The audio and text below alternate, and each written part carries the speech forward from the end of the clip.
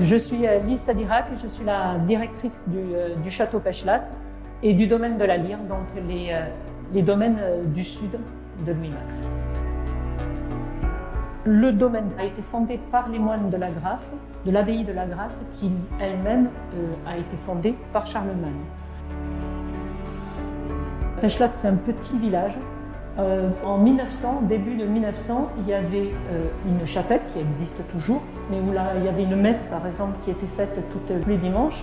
Il y avait une école à Pechlate. Il y avait vraiment une vie de village, de hameau. Il reste vraiment cet esprit encore, comme je vous disais, d'île et de hameau au milieu des vignes et de la nature.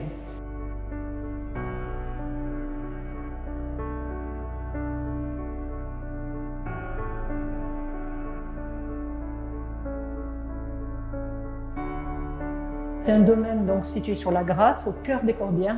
C'est vraiment une sorte d'île au milieu de la garrigue. Il y a les vignes, il y a 150 hectares de vignes entourées de garrigues de 340 hectares au total, donc de garrigues et de falaises. Et au milieu des bâtiments très anciens, déjà une sorte de petit village, de petit hameau, Pechlate, les premiers bâtiments, les plus anciens bâtiments datent du XIIIe siècle. Les autres bâtiments, c'est une constitution de une histoire d'homme au fur et à mesure sur l'architecture de Pechlate.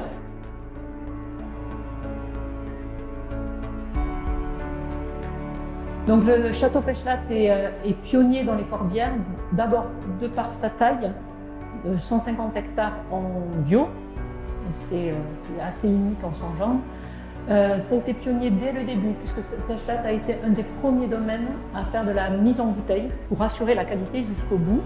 Le bio, bien sûr, d'abord, c'est la non-utilisation de produits chimiques, de produits de synthèse, donc on n'utilise que des produits naturels et on essaie de travailler les sols, de laisser vivre les sols le mieux possible. Sur l'idée d'avoir un équilibre entre le sol, la plante et l'air, si on peut. Donc à Pechlate, le travail humain est très important. Bien sûr, donc la taille est évidemment manuelle. Il y a tout un travail pendant le printanier.